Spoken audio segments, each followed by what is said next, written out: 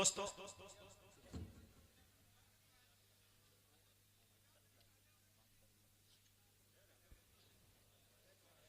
मुअज़्ज़ज़ सामईन, अब्दुल्ला भाई से मेरी गुजारिश है थोड़ा कुर्सी पे बैठ जाएं हजरत, आप थोड़ा देख लें। अल्लाह ताला ने आपके सेहत के एतबार से जो है शोहरत अता जो की नहीं की है, बल्कि उससे 10 गुना शोहरत अता की है, सेहत कम दी है। बमुश्किल देखे तो 25 से 30 केजी गोश्त होगा बदन में, लेकिन अल्लाह ताला ने जो सलाहियत दी है वो कसम खुदा की, इनको चतुर्वेदी अगर हम कहते हैं तो यकीन जानिए मेरे दोस्तों कि वो कहीं ना कहीं नाइंसाफी हो जाएगी। दुनिया के कोई भी मज़ाहिब के बारे में आप पूछना चाहें तो मेरे दोस्तों अब्दुल्ला सालिम के अंदर अल्लाह ने वो सलाहियत दी है कि वो बता सकता है। चलते चलाते जैसे आप अपने जिद पे अड़े हुए हैं, मैं भी बहुत जिद्दा हूं। जितना चलने में टेढ़ा हूं उससे कई गुना ज्यादा दिल का टेढ़ा हूं। ठीक है, आप ये बताइए कि इतनी खामोशी से सुन रहे हैं, उस वक्त मजाक समझ रखे हैं।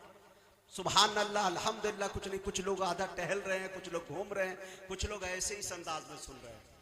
शेर अच्छा से अच्छा जा रहा है तो हाँ सुभान अल्लाह।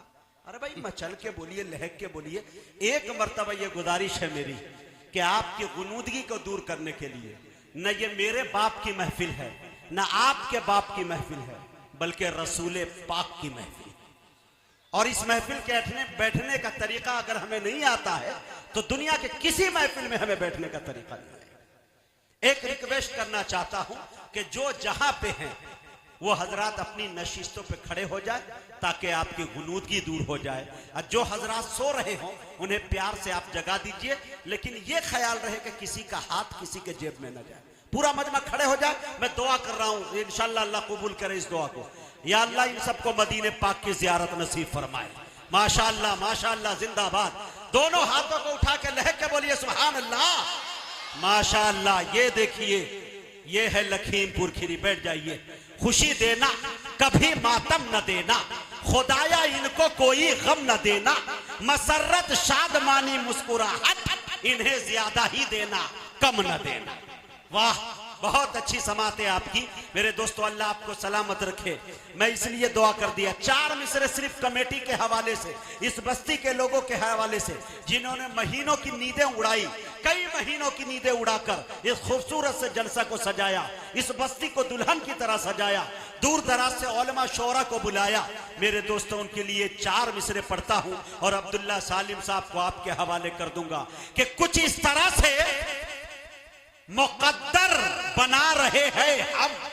बोलिए। मेरे शेर पर वही शख्स बोल देगा जो मर्द होगा, जो खामोश होगा उसे मैं देख लूंगा। हाँ नसीम भाई देखेगा। हाँ आप भी खामोश हो जाएंगे तो फंस जाएंगे। थोड़ा देखें। हाँ, कुछ इस तरह से मुकद्दर बना रहे हैं हम, नजर में गुंबदे खजरा बसा रहे हैं। हाय हाय, बोलो बोलो मेरी जान। हाँ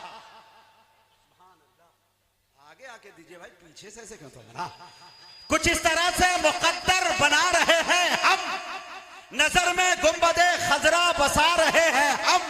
फरिश्तों हाथ बटाओ हमारे कामों में कि नबी के जिक्र की महफिल सजा रहे हैं।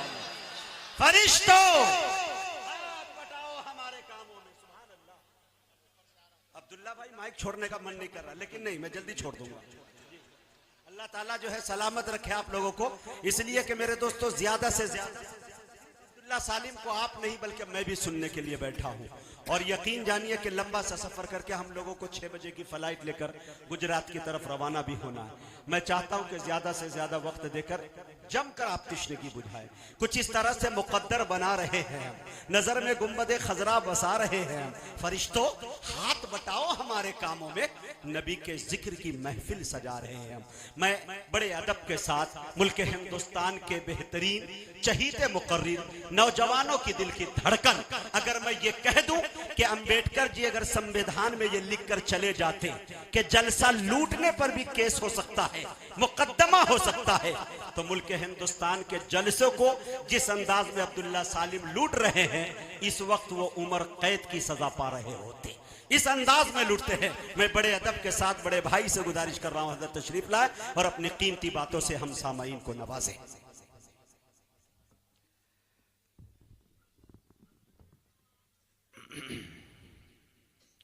अस्सलामु अलैकुम वरहमतुल्लाहि वबरकातुह।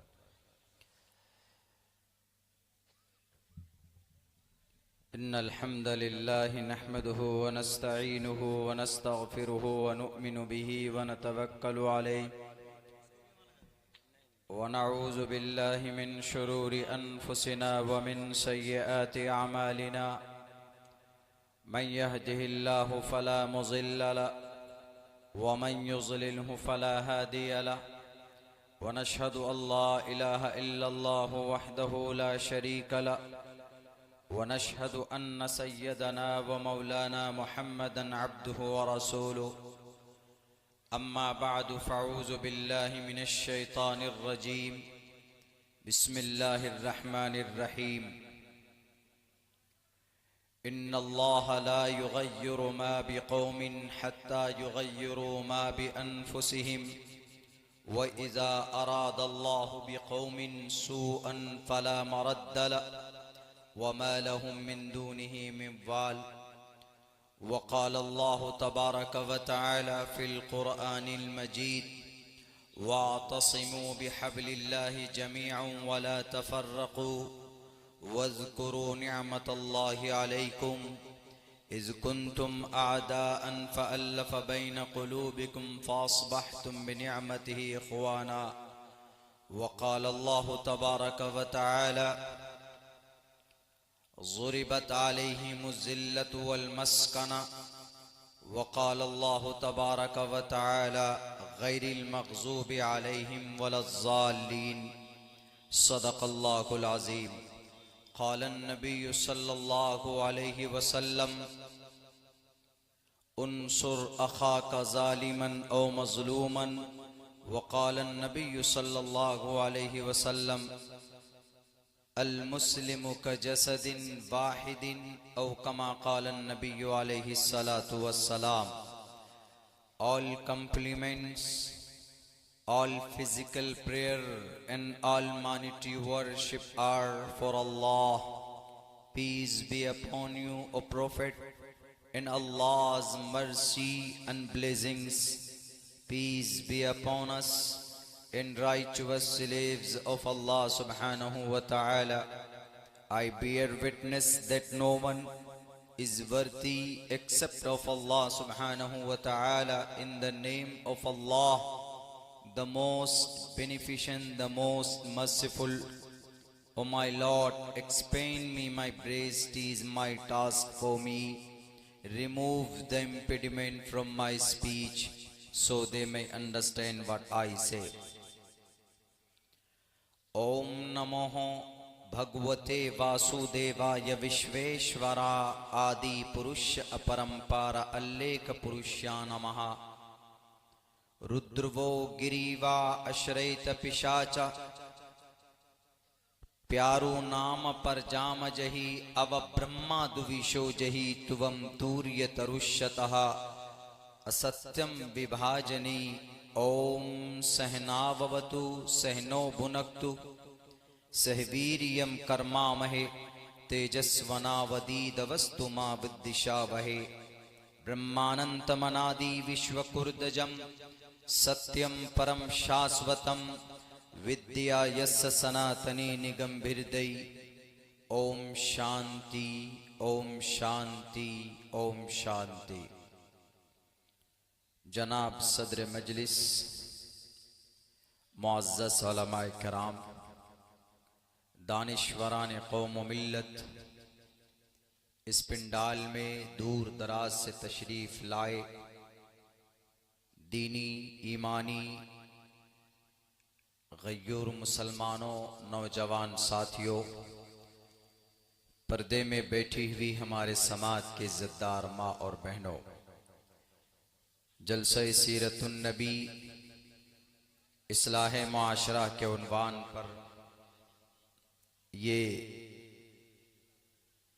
एक बड़ा प्रोग्राम इस इलाके में,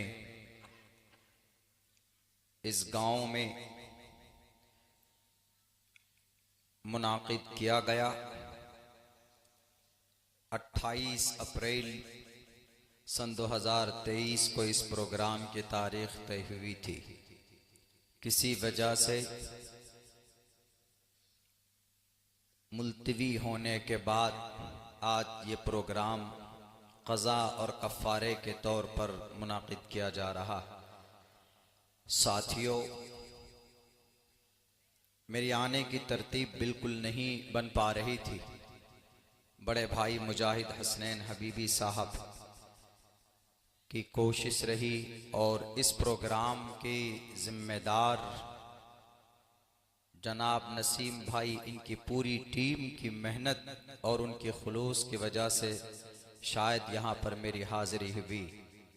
अल्लाह से दुआ करता हूँ कि अल्लाह मेरे इस लंबे सफ़र को हश्र के मैदान में मेरे लिए निजात का ज़रिया बनाए और इस प्रोग्राम में वो कहने की तौफीक दे जिस पे मैं मुकम्मल तौर पर खुद अमल कर सकूं।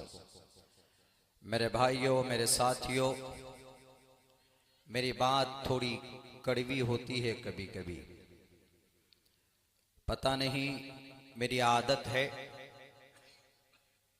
बुरी आदत कहें आप या अच्छी आदत कहें, कि कुछ बात सामने जब आए तो मुझसे छुपती नहीं है। इस प्रोग्राम का एक जो उन्वान है उसमें एक जलसे सीरतुन नबी, नबी पाक अलैहिस्सलातु वस्सलाम की सीरत, तकरीबन 75% प्रोग्राम ऐसे होते हैं जिसमें ये लिखा हुआ होता है सीरतुन नबी का अज़ीम शान जलसा कॉन्फ्रेंस, सीरतुन नबी, नबी पाक अलैहिस्सलाम की सीरत। क्योंकि हम जानते हैं, दुनिया भी जानती है कि नबी पाक अलैहिस्सलातु वस्सलाम की सीरत एक ऐसी चीज है, एक ऐसा रास्ता है कि जब आदमी उस पर चलने की कोशिश करता है तो वह यकीनन कामयाब होता है। अल्लाह ने कुरान में भी कहा है, लक़द कान लकुम फ़ी रसूलिल्लाहि उस्वतुन हसना, कि मोहम्मदुर रसूलुल्लाह की जिंदगी में तुम्हारे लिए एक उस्वा है। मैं आप लोगों को एक कामयाब कौम की मिसाल देकर समझाना चाहता हूं। दुनियावी एतबार से हम लोग नबी पाक अलैहिस्सलातु वस्सलाम की सीरत पर जलसे बड़ी एक विशाल जलसा मुनाकिद करते कराते हैं, मगर जलसों में जलसे के बाद जो तब्दीली, जो कन्वर्जन होना चाहिए वो कौम में नहीं दिखता है। हम नबी पाक अलैहिस्सलातु वस्सलाम के मानने वाले, we believe in one Allah and immediately and after that, and then we believe, we trust the last messenger of Muhammad sallallahu, the last messenger of Allah subhanahu wa ta'ala, and his name is Muhammad sallallahu alaihi wasallam। इस बात को हम जानते हैं, लेकिन पूरी दुनिया के मुसलमान और ये कौम क्यों जलील और रुस्वा है। नबी पाक अलैहिस्सलाम की सीरत को जानते हैं, बयान करते हैं जलसों में, और जो लोग अग़यार समझे जाते हैं, दुश्मन समझे जाते हैं, हमारे शरीयत के, इस्लाम के, शायर इस्लाम के, आज वो दुनिया में राज कर रहे हैं, आज वो हुकूमत करते हैं, आज वो हमारे खून को पानियों की तरह बहाते हैं, और आज वो जलील कौम होने के बावजूद भी आज वो दुनिया की कामयाब तरीन कौम मानी जाती। व्हाट्स रीजन, क्या वजह है? इशारा समझिएगा, दुनिया के अंदर इस वक्त एक ही सुपर पावर कौम है, एक ही दुनियावी एतबार से, जिन्हें हम और आप यहूदी के नाम से जानते हैं। और दुनिया की सबसे ज्यादा गुलामी करने वाली कौम यही कौम भी रही है।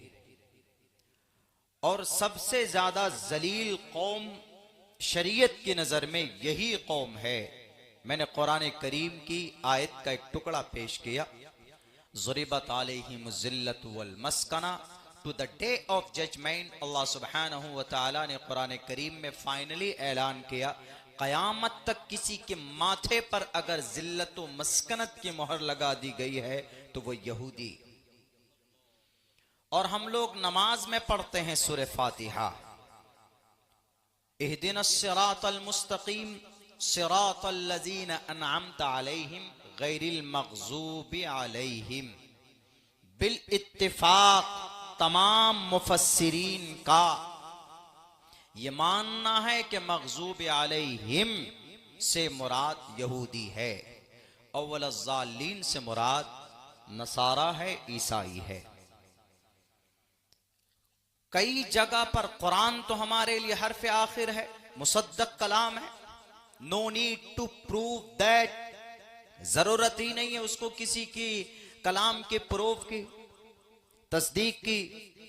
कुरान कह रहा है ये मग़ज़ूब कौम है, और कुरान कह रहा है ये जलील कौम है। वाज़ेह लफ्जों में कोई शक और शुबा नहीं, इशारतुन नस से नहीं, इक़्तिज़ाउन नस से नहीं। फ़िक़ह के उसूल में ये सब पढ़ाए गए थे, मैं उलमा बैठे हैं, ये ज्यादा आपको तफसील से समझा सकते। बिल्कुल वाज़ेह अल्फाज में अल्लाह तबारक व ताला ने कुरान करीम के अंदर बयान कर दिया। और हमने दुनिया में भी देखा है, 1915 तक अगर किसी ने दुनिया की पर किसी कौम ने गुलामी की है, जिल्लत की जिंदगी गुजारी है, तो वह यहूदी। लेकिन आज दुनिया की जो बड़ी ताकत है मुल्क के एतबार से, अमेरिका जिसको हम लोग जानते हैं, उसके ऊपर भी, उसके पुष्ट पर भी अगर किसी का हाथ है, आप कहेंगे कि मौलाना यहूदी पर अमेरिका का हाथ है। नहीं, अमेरिका भी अगर किसी कौम से डरता है तो वो यहूदी से डरता है। और आज एक मजलूम मुल्क के ऊपर जो जुल्म ज़्यादती कर रहा है, वो इसी कौम के अफराद के जरिए से, जो इसराइल है वाज़े लफ्जों में, उसके जरिए से। और मुल्क इसराइल में यहूदी लोग बसते हैं। पूरी दुनिया में कितनी तादाद है इनकी? सिर्फ 1.5 करोड़। पूरी दुनिया में, पूरी दुनिया में 1.5 करोड़, 70 से 80 लाख मैक्सिमम तादाद इनकी इसराइल में। और ये इसराइल बहुत पुराना नहीं है, बहुत पुराना नहीं है। इनको अप्रूवल मिला था, इनका डेट ऑफ बर्थ, जो इनको सर्टिफिकेट दी गई थी, वो तारीख थी 1947। जब से हमारा मुल्क आजाद हुआ तब से उनको भी यूनाइटेड नेशन ने उनको अप्रूवल दिया था। लेकिन कैसे वो लोग कामयाब हुए? मैं सीरतुन नबी से जोड़ना चाहता हूं, कैसे वो इतने कामयाब हुए? आज इसराइल पर हाथ डालने से कोई 100 मरतबा सोचता है कि हम उस पर हाथ डालें कि नहीं डालें। इसराइल हुकूमत नहीं करना चाहता, उनको कुर्सी नहीं चाहिए, उनको गद्दी नहीं चाहिए, उनको इख्तिदार भी नहीं चाहिए, वो इस पर मेहनत भी नहीं करते। बल्कि वो ये चाहता है कि अगर दुनिया में कोई बादशाह है तो वो बादशाह भी उसकी नौकरी करे, और जो रास्ता हो सकता है उसको अपने पैरों तले रौंदने का हर वो काम करता है इसराइल। और आपको पता भी नहीं चलता, दुनिया को मालूम भी नहीं होती कि वो क्या कर रहा है।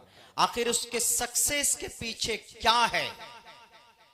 जो कौम 1915 तक गुलामी कर रही थी, हमेशा से देखें आप, अल्लाह के नबी अलैहिस्सलाम के मदीने में जाने के बाद नबी पाक अलैहिस्सलाम ने कबीले औस और खजरज का वाकया देखिए, वहां से लेकर अभी तक, और उनसे पहले भी भगाए गए, हटाए गए, 1915 तक गुलामी में रहे। किसने नहीं मारा उसको? हर किसी ने उनको मारा। हर किसी ने उस पर जुल्म ज़्यादती की, अपने गुनाहों की वजह से, अपने करतूत की वजह से लुटते और पिटते रहे। लेकिन जब 1915 के बाद वो कौम मेहनत करती है तो आज उसको 100 साल से कुछ ही दिन हुए, बल्कि 100 साल भी यूं कहिए मुकम्मल तौर पर वो हुकूमती एतबार से नहीं गुजार पाए कि आज दुनिया डरती है उनसे, उस कौम के अफराद से। सबसे ज्यादा पढ़ा लिखा यहूदी, सबसे ज्यादा शार्प माइंडेड यहूदी, सबसे बड़ा हैकर दुनिया का टेक्नोलॉजी को हैक करने वाला यहूदी, दुनिया की मजबूत सिक्योरिटी को हैक करने वाला इंटेलिजेंस यहूदी के अंदर। मईशत की दुनिया में सबसे बड़ा सरदार कोई है यहूदी। प्रोडक्ट की दुनिया में, एजेंसीज की दुनिया में कामयाब तरीन अगर कोई है वो यहूदी। कॉस्मेटिक की दुनिया में यहूदी, कोल्ड ड्रिंक की दुनिया में यहूदी। आज भारत के अंदर 320 प्रोडक्ट ऐसे हैं जिन्हें हम सुबह से लेकर शाम तक इस्तेमाल करते हैं, उन तमाम को बनाने वाला यहूदी। इतने कामयाब कैसे हो गए? मेरे ख्याल से तीन चीजों पर, 3 बातों पर उन्होंने हमारे नबी की सीरत के मुताबिक अपने आप को ढाला है। 3 बातों को लेकर मैं वो 3 बातें बताना चाहता हूं। और ये कायदा है, मुफ्ती सईद अहमद साहब पालनपुरी रहमतुल्लाह अलैह, मेरे शेख अव्वल, बुखारी जिल्दे अव्वल मैंने उनसे पढ़ी। वो फरमाते थे कि जो भी आदमी कुरान के अहकाम पर, आदमी जो भी इंसान, जो भी व्यक्ति अल्लाह के हुक्म पर, नबी के तरीके पर दुनिया में चलेगा, दुनिया पर दुनियावी जिंदगी में अमल करेगा, वो इंसान दुनिया में जरूर कामयाब होगा। मरने के बाद बात की बात है। अगर कोई अच्छा काम करता है तो उसको इस दुनिया में अल्लाह तबारक व तआला उसके अच्छे काम की वजह से उसको अच्छा रिजल्ट देते। यहूदी ने 3 बड़े अच्छे काम किए जो हमें करना था, हम मुसलमानों को। 3 बड़े काम किए अच्छे, नबी पाक अलैहिस्सलाम की सीरत व सुन्नत के मुताबिक। That's why nowadays they become successful.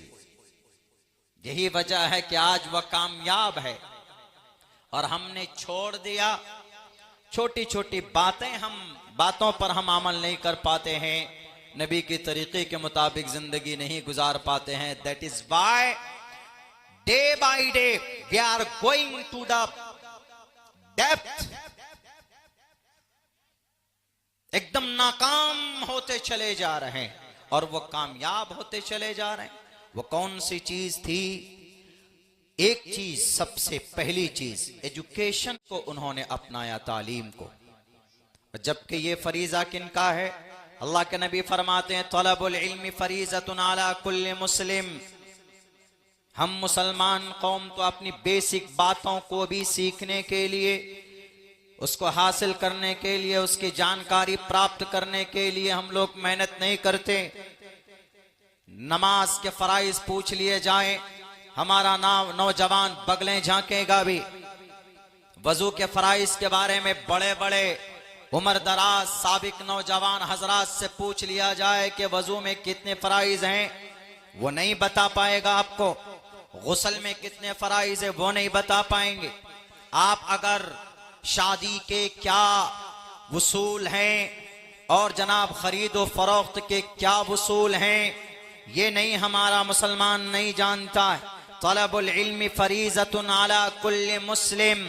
तमाम मुसलमानों पर इतना इल्म हासिल करना फर्ज है जिससे वो अपनी जिंदगी के हर हलाल और हराम चीज को जान सके। यह अल्लाह के नबी अलैहिस्सलातु वस्सलाम का फरमान।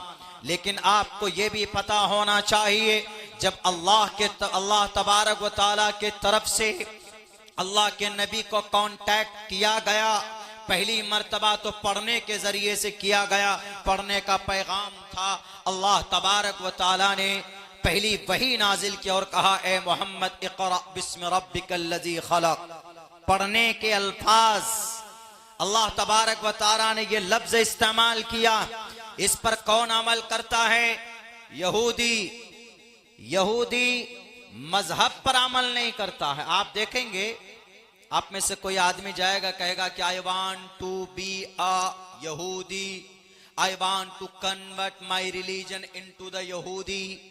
मैं अपने इस धर्म को बदलना चाहता हूं, यहूदी बनना चाहता हूं।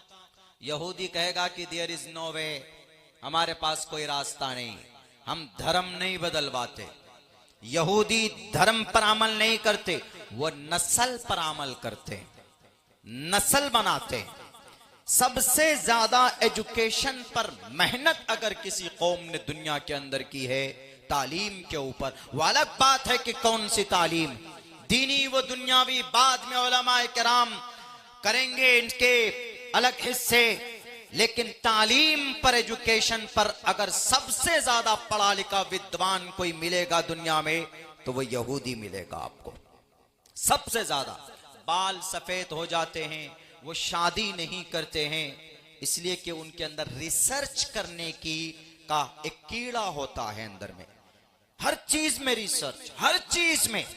मर जाए कोई आदमी, उस पे रिसर्च। कहीं कोई एक्सीडेंट हो जाए, 20-25 साल गुजर गए, उस पे research. Research, education, knowledge, deeply जाकर खोदना। हम में तो ऐसा कुछ नहीं होता। हमारे नौजवानों में, हमारे मुस्लिम भाइयों में बस वो नहीं मालूम तो मौलाना साहब को फोन कर लेते कि मौलाना साहब ये मसला बता दीजिए, बस हो गया। वो कोशिश नहीं करते। हमारे नौजवान, हमारे मुस्लिम कौम में ये तड़प नहीं। तो एजुकेशन का रास्ता उन्होंने अपनाया। शायद यही वजह है कि दुनिया में वो जरूर कामयाब हो रहे हैं। मेरे भाइयों, दूसरा काम क्या? और ये एजुकेशन एक ऐसी चीज है कि जिस जिस कौम में आए एजुकेशन, वो कौम कामयाब हुई है। अगर एजुकेशन ना हो तो फिर नफरत। ट्रेन में चले जाएं, वहां नफरत। एयरपोर्ट चले जाएं, वहां नफरत। अभी मैं 2 रोज पहले औरंगाबाद स्टेशन पे था। शौचालय में, टॉयलेट, बाथरूम में जाना था। मेरे पास छोटा बैग था, तो मैंने उसको कहा कि आप बैग रख लीजिए। उसने कहा कि हम आपका बैग नहीं रखेंगे। मैंने कहा ठीक है, मैं लेके चलता हूं। लेकिन मेरे बाद एक शख्स आया, उसने ट्रॉली बैग दी, तो ट्रॉली बैग उसके रखवा लिया। हमने कहा वाह, and this is a discrimination. मैं कुछ नहीं बोला, समझ गया कि नफरत। और तो और, यही आपके लखनऊ से ही जाना था, हुआ था घर पिछले महीने। जमात के साथी जहां वक्त होता है, जमात के क्या उमूमन जो पाबंद सलात होते हैं हमारे मुस्लिम भाई, वो कोशिश उनकी ये रहती है कि नमाज अदा कर लें। कहीं पर भी नमाज अदा कर सकते हैं, पाक जगह देखकर। सड़क हो, खेत हो, खलियान हो, मार्केट हो, शॉपिंग मॉल हो, रोड हो, कहीं पर भी हो, रास्ता ना हो, पब्लिक प्लेस ना हो जहां पब्लिक को दिक्कत हो, ये नहीं होनी चाहिए। ट्रेन में भी नमाज पढ़ते हैं, आज से नहीं, बहुत पहले से पढ़ते हुए चले आ रहे हैं। तो वहां देखा हमने कि तबलीग के साथी शायद वापस घर जा रहे थे, मैं भी उसी ट्रेन में था। तो नमाज, शायद मगरिब की नमाज के लिए उन्होंने जमात बनाने की कोशिश की, 2-3 आदमी मिलकर। अब वो नमाज पढ़ रहे हैं, फजर की, मगरिब की नमाज में सूरह फातिहा पढ़ने लगे जोर से, छोटी सूरत पढ़कर। तो उसमें 3-4 स्टूडेंट उसी कैबिन में थे, आकर के कहीं से साइड के लोअर बर्थ में, एसी के डब्बे में। तो उन्होंने देखा कि अच्छा ये नमाज पढ़ रहा है, ये लोग समझेंगे नहीं।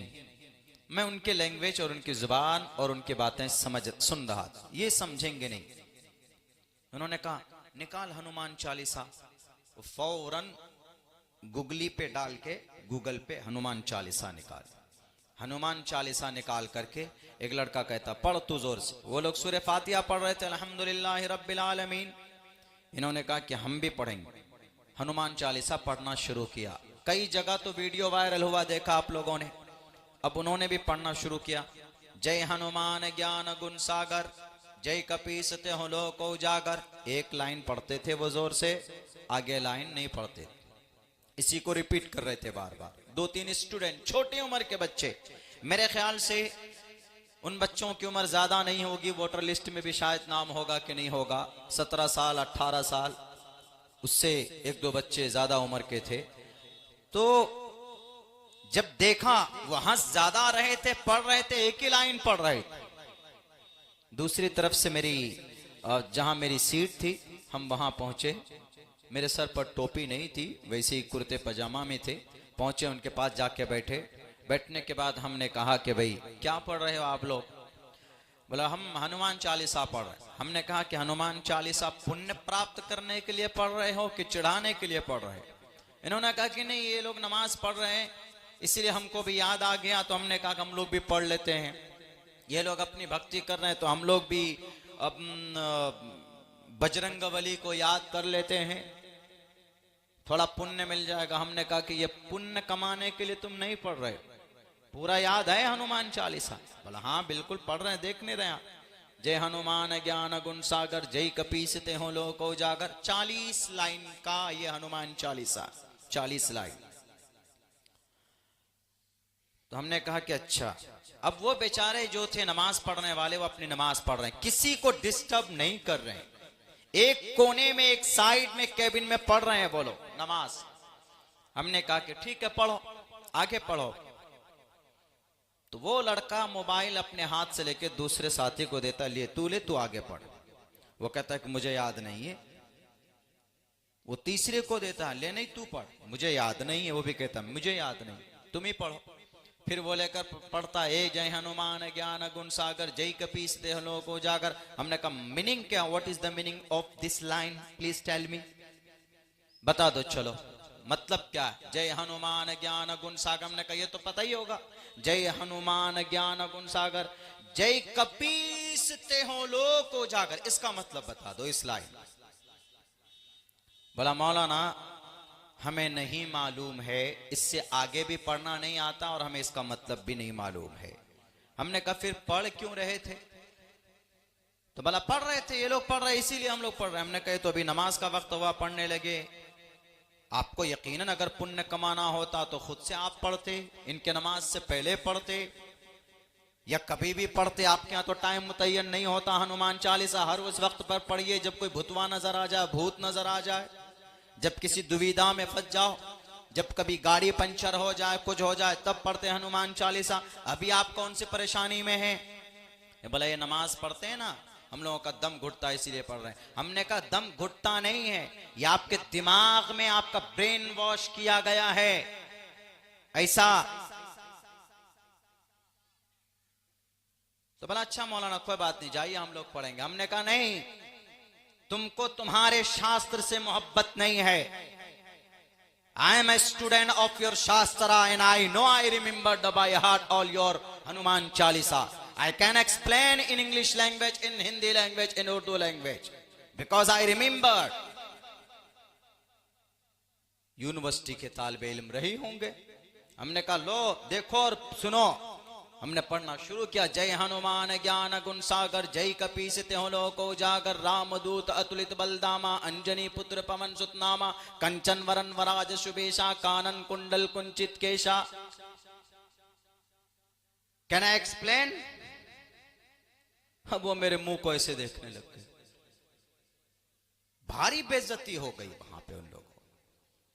हमने कहा कि and I know the everything of your धर्म शास्त्रा, do you no about your religion,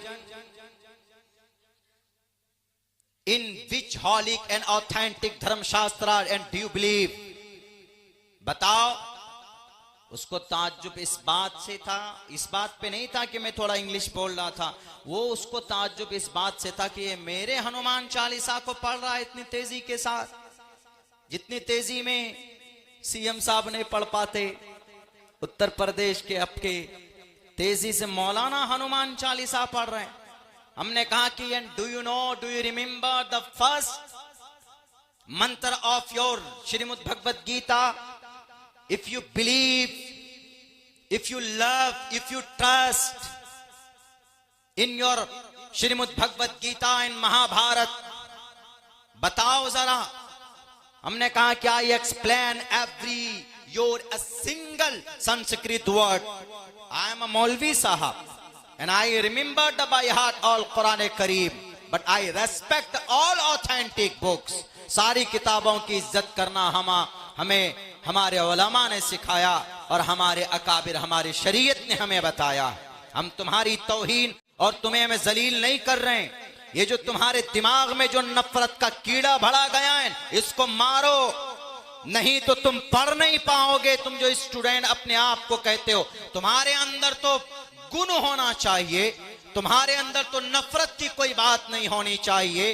do you know what is Islam? Do you know our उलमा इकराम? Completely do you know my holy granth Quran करीम? क्या तुम यकीनन बताओ कुरान को जानते हो, हमारे हॉली ग्रंथ को जानते हो? कुछ वक्त के लिए सन्नाटा छा गया वहां पे। वो तालिबे इल्म बहुत करीब हो गए। उन्होंने कहा कि मौलाना हमारा एक दोस्त है, वही इस तरह की बातें करता है, वरना हम लोग धर्म के चक्कर में नहीं पड़ते। हमने कहा नहीं, पढ़िए, धर्म जरूरी है, धर्म जरूरी है। धर्म क्षेत्रे कुरुक्षेत्रे समवेता युत्सवः मामका पांडवा शैकिम कुर्वत संजया। जब श्रीमद् भगवत गीता का पहला मंत्र धर्म से शुरू हुआ है, तो धर्म क्यों नहीं, धर्म जरूरी है, पढ़ो। शरीरेण शमम नाशम सर्वमन्यद्धि गच्छति। आदमी का शरीर खत्म हो जाएगा, धर्म उसके साथ जाएगा कयामत तक, to the day of judgment तक। अगर कोई चीज काम आने वाली तो उसका धर्म, उसका कर्म काम आने वाला। You must to know about your religion. जानो, समझो और खुद फैसला करो कि कौन सा धर्म गलत है या धर्म के अंदर कौन सी बात अमल करने लायक है और कौन सी बात अमल करने लायक नहीं। अपने खुदाओं को खुश करने के लिए नहीं, किसी के कहने पर नहीं, पढ़ो। You must to know, you must to educate you and your all friends. तुम भी पढ़ो और अपने दोस्तों को पढ़ाओ तो पता चलेगा। इससे साफ पता चलता है कि जब एजुकेशन हो, तालीम हो, तो नफरत भी आपस में पैदा अगर कोई करना चाहे तो नहीं कर सकता। मेरे भाइयों, तो वो बच्चे फिर बहुत करीब हो गए। फिर उन्होंने ईशा में ये गड़बड़ी नहीं कि शायद छपरा में जाकर उतर गए थे। बताइए, ब्रेन वॉश किया गया।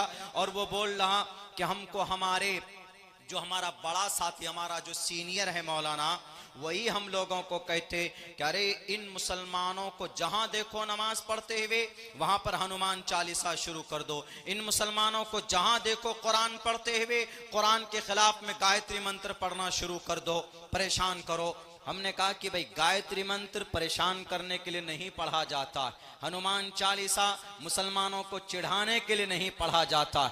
ये जानकारी से, नॉलेज से, ज्ञान के विषय में है। तो आप ज्ञान प्राप्त करने के लिए पढ़िए, तो आपको कभी भी कोई आपत्ति न तो इस्लाम से हो सकता है, न तो आपको अजान से हो सकता, न तो आपको कुरान से हो सकता। तो ये यहूदी एजुकेशन, इसीलिए अल्लाह तबारक व तआला ने कुरान में कहा इक़रा, पहले पढ़ो।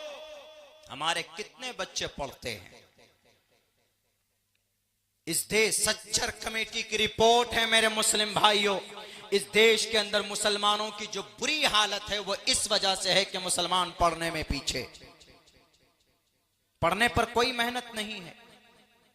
पढ़ने के लिए हम बाज़ाब्ता तौर पर अपने माइंड सेट नहीं किए हुए, बस एक सिस्टम चला आ रहा है। बच्चा है 8 साल 9 साल का, वह मदरसे में डाल दो, मकतब में डाल दो, बस हो गया।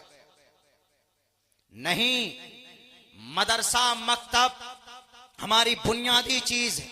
उन मदरसों को डेवलप करना, उन मदरसों को आगे करना, उनके अंदर मॉडिफाई करना, अच्छी तनख्वाह होना, बाज़ाब्ता मिशन के तहत पढ़ना पढ़ाना। आप देख लीजिए 50 साल तक ये काम करके अगर आपकी तकदीर इस जमीन पर न बदल जाए तो मेरा नाम बदल देना। अगर मैं मरकर कब्र में चला जाऊं, कोई निजाम होगा तो मेरे कब्र खोद कर बोलना और कहना कि अब्दुल्ला सालिम तुमने कहा था कि तालीम के मैदान में मेहनत करने से हमारी तकदीर के अंदर जो जिल्लत है वो खत्म हो जाएगी और हम इज्जत की जिंदगी गुजारेंगे। मैं उस वक्त आपके सवाल का जवाब दूंगा। इसलिए कि अल्लाह तबारक व तआला ने कुरान में कहा, इन्नल्लाह ला युगय्यिरु मा बिकौमिन हत्ता युगय्यिरु मा बिअनफुसिहिम व इज़ा अरादल्लाहु बिकौमिन सूअन फला मरद्द लह। सबसे ज्यादा पैसा किस कौम के पास? उम्मत मुस्लिमा के पास। दुनिया की सबसे ज्यादा इस्तेमाल होने वाली चीज पेट्रोल किन के पास? मुसलमानों के पास। डीजल के खान कहां? मुसलमानों के पास। सोने चांदी के ये खान कहां? मुसलमानों के पास। पेट्रोल, डीजल, मट्टी का तेल, ये सयाल चीजें जितनी भी पैदा होती, इन तमाम चीजों का काबिज कौन? मुसलमान बादशाह। सारे मालदारी होने के बावजूद आज ये गुलामी करते हैं इन यहूदियों के, आज ये तलवे चाटते हैं इन यहूदियों के। किस वजह से? जिहालत की बुनियाद पर बड़ी बड़ी बिल्डिंग तो बना लेते, बुर्ज खलीफा बना लिया जाता, लेकिन एजुकेशन में अपने बच्चों की तकदीर को बदलने के लिए ये तालीमी मराकिज कायम नहीं कर सकते। ऑक्सफोर्ड यूनिवर्सिटी अंग्रेज यहूदी कायम करता, कैम्ब्रिज यूनिवर्सिटी अंग्रेज कायम करता, यहूदी कायम करता, हार्वर्ड यूनिवर्सिटी अंग्रेज कायम करता। ये मुस्लिम कौम ने क्या कायम किया? बुर्ज खलीफा बनाया। बुर्ज खलीफा से तकदीर बदलती। हायर स्टडीज, बड़ी तालीम हासिल करनी हो, कहां? कैम्ब्रिज जाएंगे। कहां जाएंगे? ऑक्सफोर्ड जाएंगे। क्यों जी? कतर क्यों नहीं जाएंगे? दुबई में क्यों नहीं है? अरब कंट्रीज में क्यों नहीं? अरब कंट्रीज में उनकी दिफा के लिए उनके प्रोफेशनल अफवाज भी नहीं, फौज भी नहीं। ये इतने आयश परस्त बन गए। सैयद शाह फैसल रहमतुल्लाहि अलैह जब से गए इस दुनिया से, तब से सवाल आ चुका है इन अरब ममालिक के ऊपर।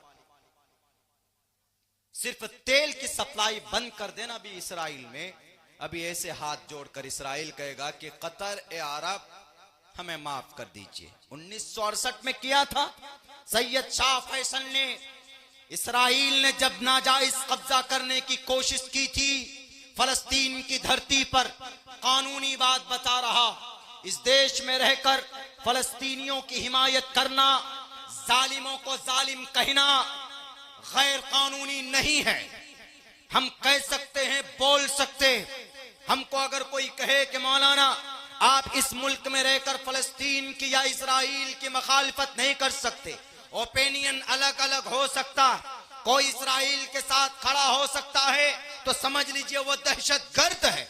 और जो फलस्तीन के साथ, गज्जा के मजलूम के साथ खड़ा है, समझ लीजिए कि वो अमन परस्त है, मजलूमों की दाद रसी करने वाला। और अगर आज तेल बंद कर दिया जाए, सयाल तेल, सिर्फ अरब और अमेरिका को घुटने के बल माफी मांगेगा, सजदा करेगा।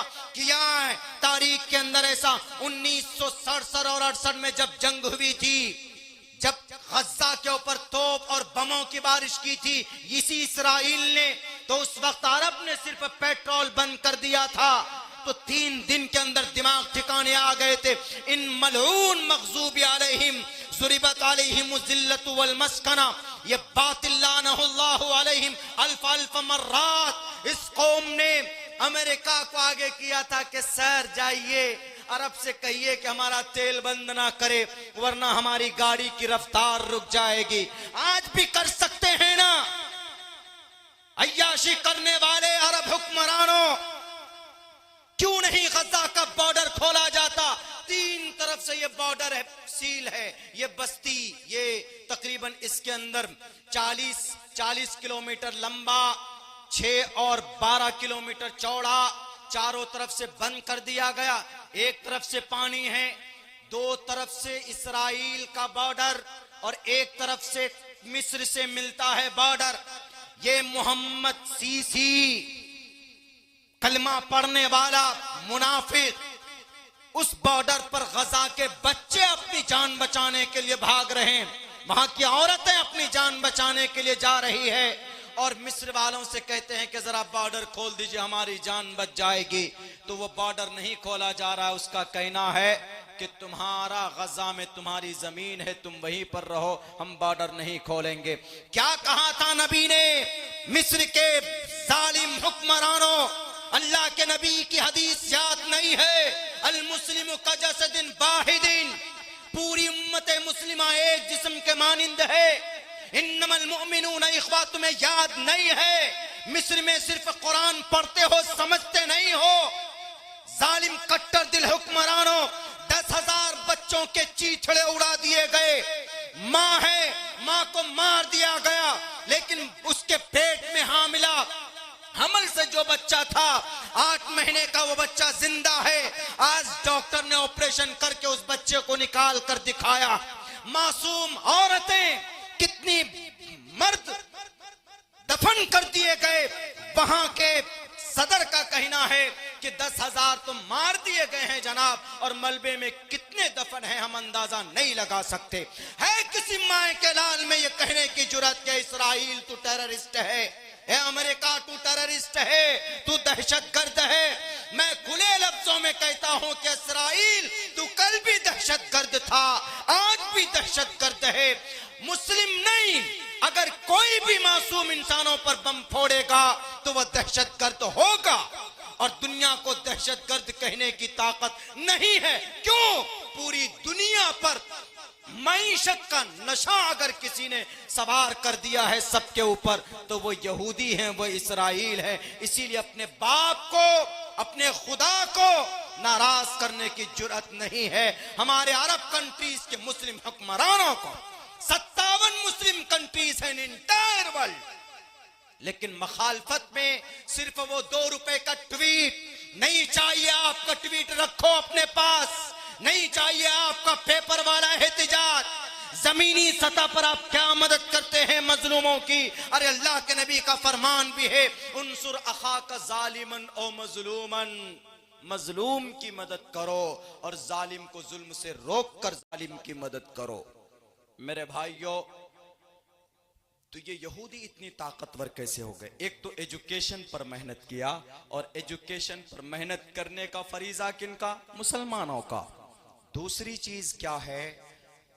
एक वहां की राष्ट्रपति है, थी प्राइम मिनिस्टर, एक लेडी इसराइल की, उसका नाम था गोल्डा माहिरा, चौथे प्राइम मिनिस्टर। जब वो प्राइम मिनिस्टर बनी तो सारा खजानों के सारे पैसे जमा किए, और उसने कहा कि वेपन्स खरीदो, हथियार खरीदो। तो वहां के मीडिया वालों ने कहा कि वाई, लोग भूखे मरेंगे और आप हथियार खरीद रही?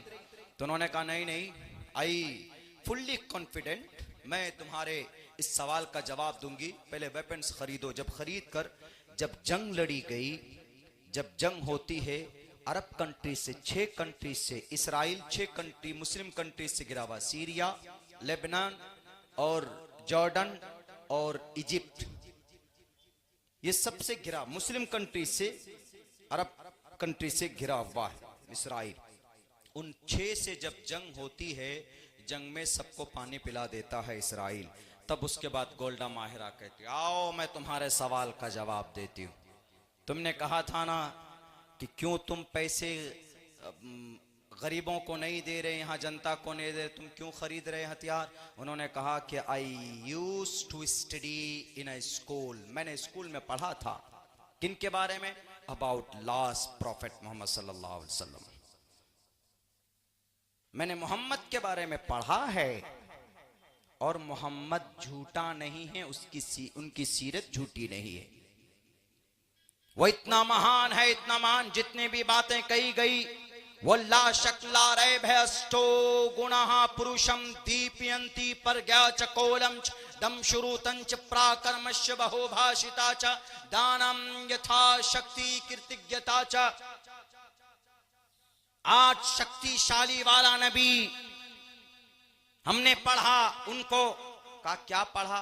कहा कि नबी 23 साल में इंकलाब पैदा करके गए, बिल्कुल जाहिल लड़ने वाली कौम के बीच में अपना रौब दबदबा छोड़ करके गए। 1,24,000 उनके मानने वाले फॉलोवर थे। कौन सी ताकत थी तो उन्होंने अपने हिसाब से मीनिंग और मतलब निकाला कि मोहम्मदुर रसूलुल्लाह का जब इंतकाल हुआ तो उनके हुजरे में 1 2 3 4 5 6 7 8 9 तलवार लटक रही थी। और मैंने कपड़ों के बारे में देखा तो कहीं पर भी मुकम्मल तौर पर 2 जोड़े कपड़े के बारे में नहीं मिलता। मोहम्मद गए इस दुनिया से तो 9 तलवार। इससे पता चलता है कि तलवार से, हथियार से रौब पैदा होता है। उन्होंने ये माना नहीं। इसीलिए हमने नबी की सीरत को अपनाकर हमने ये काम किया और देखो हम कामयाब भी हुए। हम 6 कंट्री को हमने हराया। कौन? एक लेडी यहूदी दुनिया में कामयाब है आज। 38 तंजीमें यहूदी हैं, 38 तंजीमें यहूदियों की। पढ़िए मुफ्ती अबू लुबाबा शाह मंसूर की किताब, बैंडेड किताब है, भारत में नहीं मिलेगी जल्दी, मेरे पास PDF है, पढ़िए। 38 यहूदियों की तंजीम है अमेरिका में जो इसराइल को मजबूत करने के लिए काम करती है। 38 तंजीमें। हमारे देश में कितनी तंजीम है? ज्यादा से ज्यादा बड़ी 2-3 तंजीमें। एक जमीयत है, मुस्लिम पर्सनल लॉ बोर्ड है, और बिहार झारखंड में अमारत शरिया है, और छोटी छोटी तंजीमें हैं। 38 तंजीमें। एजुकेशन पर अलग मेहनत, मईशत पर अलग मेहनत, और जनाब टेक्नोलॉजी में अलग मेहनत, सोशल काम में अलग मेहनत। हर तंजीमों की अलग अलग मेहनत होती। लेकिन हमारे देश में क्या होता है, और इन तंजीमों के बीच में भी कभी कभी हम बट जाते। यहूदी तंजीमों के बीच में कोई इंतशार नहीं, यहूदी तंजीमों के बीच में कोई इफ्तिराक नहीं, सब मिलकर अपने आप को मजबूत करने के लिए काम करते। लेकिन हम मुसलमान कौम आज इस दुनिया के अंदर, भारत के अंदर, पूरी दुनिया के अंदर अलग अलग लेवल पर बटे हुए। यही वजह है कि हमारे कुरान करीम पर एतराज किया जाता है तो सिर्फ एक लेटर पैड पर जनाब लिखकर हम उसका विरोध कर देते। बहुत आसान हो गया विरोध करना। हमारे पास अफराद होने चाहिए, हमारे पास बाज़ाब्ता तौर पर अगर कहीं पर कोई गलत शोषा, अगर कहीं पर कोई गलत फहमी पैदा करने की कोशिश करता कुरान के बारे में, शरीयत के बारे में, तो फौरन मैदान में हमारे इंटेलिजेंट पर्सन, हमारे पढ़े लिखे नौजवान हर फील्ड में होना चाहिए, ताकि खड़े होकर नजरों में नजरें मिलाकर जवाब दे सके दुनिया को, कहे दुनिया तू झूठी है, हमारा कुरान सच्चा है। मिसाल के तौर पर यही हमारा कुरान ले लीजिए। इसी कुरान में 24 आयतें, जिन 24 आयतों को निकालने के लिए बाज़ाब्ता सुप्रीम कोर्ट में कई PIL दाखिल किया गया। कुरान करीम की 24 आयतों पर हमें एतराज है। हम कुरान की 24 आयतों को कुरान से निकालना चाहते। वो कहते हम पूरे कुरान को नहीं निकालना चाहते, हम सिर्फ 24 आयतों पर हमें एतराज है, हम इन 24 आयतों को निकालना चाहते। हालांकि कुरान करीम के अंदर कोई आयत ऐसी नहीं है। आयत तो दूर की बात जनाब, उलमाए किराम बैठे हुए हैं, इनकी मौजूदगी में कह रहा हूं, आयत तो दूर की बात, एक लफ्ज भी कुरान करीम के अंदर जायद नहीं है, एक नुक्ता भी जायद नहीं है कुरान करीम के अंदर कि जिसको निकाला जा सके। लेकिन बाज़ाब्ता सुप्रीम कोर्ट में आज रिट पिटीशन दाखिल किया जाता, कल जाकर उनके ऊपर हियरिंग शुरू हो जाएगी। यही हुआ था हमारे मसाजिद के ताल्लुक से, पहले एप्लीकेशन पे एप्लीकेशन डालते हैं, फिर छानबीन की आदेश किया जाता है। ऐसे होने चाहिए हमारे बीच में। अगर कोई कुरान के ऊपर एतराज करे, हमारी शरीयत पर कोई एतराज करे, तो उनको समझा सके। मैं 2 चीजें आपको बताना चाहूंगा। एक तो शरीयत को मिटाने के लिए, खत्म करने के लिए हमारे भारत के अंदर जो यकसा सिविल कोड लाया गया, हमारे उलमाए किराम में बहुत से उलमाए किराम ने आगे बढ़कर 2-3 कदम आगे बढ़कर समझाया है, गवर्नमेंट को भी समझाया है, और भारत के अंदर जिनके दिमाग में भूसा भरा हुआ है इस्लामिक शरीयत को लेकर, उनको भी समझाया है कि कुरान करीम के हकाम में कहीं पर कोई तब्दीली की जरूरत नहीं। लेकिन फिर कुछ लोग कहते हैं कि नहीं, आपके कुरान करीम में जो आयतें हैं उनको क्या करोगे, इसीलिए हम 24 आयतों को निकालना चाहते। तुम निकाल दो कुरान से 24 आयत, उसके बाद तुम चाहे पूरे कुरान को याद करो, पढ़ो, कुछ भी करो, हम कुछ नहीं कहते। क्या एक मुसलमान एक आयत को कुरान करीम से निकलवाना गवारा कर सकता है? पहली बात तो कौन सी आयत है बताओ? वो कहते हैं देखिए आपके कुरान में क्या है, आपके कुरान में है कुलू फकुलू मिम्मा गनिमतुम, लूटो और खाओ। हिंदू भाइयों के माल लूटो और खाओ, आपके कुरान में। वाह भाई वाह, बड़ा अच्छा तर्जमा कर रहे वीएचपी के साथी। हमने जो पढ़ा था अरबी दोम सोम में फकुलू अम्र है, अमर का मतलब ऑर्डर, दिस इज ऑर्डर, खाओ, ठीक है, इसका तो सही तर्जमा कर रहे। मिम्मा गनिमतुम, लूटो किसका तर्जमा कर रहे? लूटो, ये भी ऑर्डर है। मिम्मा गनिमतुम लूटो है ही नहीं, फेल माजी है। पहले बात तो यही गलत, ग्रामेटिकली ग्रामर के एतबार से ये सेंटेंस, ये जुमला गलत। फकुलू मिम्मा गनिमतुम, लूटो और खाओ।